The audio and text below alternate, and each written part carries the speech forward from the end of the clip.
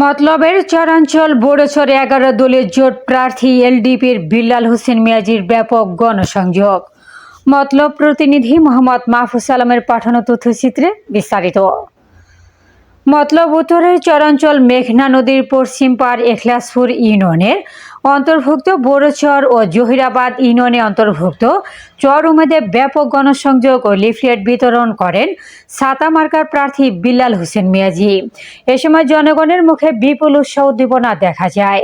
Zahirabad union জামাতের সভাপতি Mohammad Abdul Hannan, secretary Mohammad মনির হোসেনের নেতৃত্বে এলডিপির পক্ষে জামাত ইসলামের নেতৃবৃন্দ ব্যাপক গণসংযোগ করেন। সকাল 10টা থেকে গণসংযোগ ও লিফলেট বিতরণ 12টা পর্যন্ত হয়। বোড়োচর চর উমেদ দুই বাজারের সাধারণ মানুষের সাথে ছাতা মার্কা ভোট চাই বলেন 11 দলীয় জোট প্রার্থী এলডিপির বিল্লাল হোসেন মিয়াজি। এ সময় ছাতা মার্কা প্রার্থী জনাব বিল্লাল হোসেন মিয়াজি বলেন, আমি প্রথম এ চরে আসলাম। আমি যদি নির্বাচনে পাশ হই তাহলে এলাকায় প্রধান সমস্যা যাতায়াত ও চিকিৎসা সেবা থেকে বঞ্চিত মানুষকে সাহায্য করার জন্য সংসদে প্রথম অধিবেশন নামে চরের মানুষের জন্য রাস্তা সংস্কার ও একটি হাসপাতালের ব্যবস্থা করব। তিনি আরো বলেন, আমরা ন্যায় ইনসাফ প্রতিষ্ঠা করব, দেশকে দুর্নীতি চাঁদাবাজ মুক্ত করব।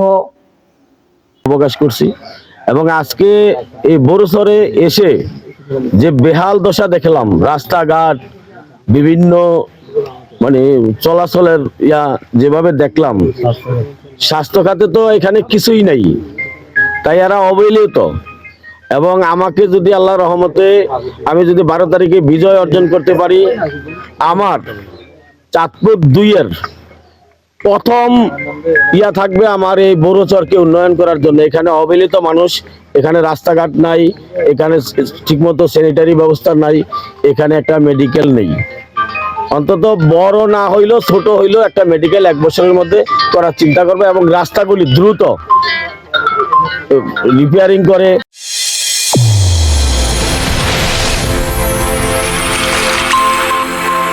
চ্যানেল A1 হৃদয়ের স্পন্দন।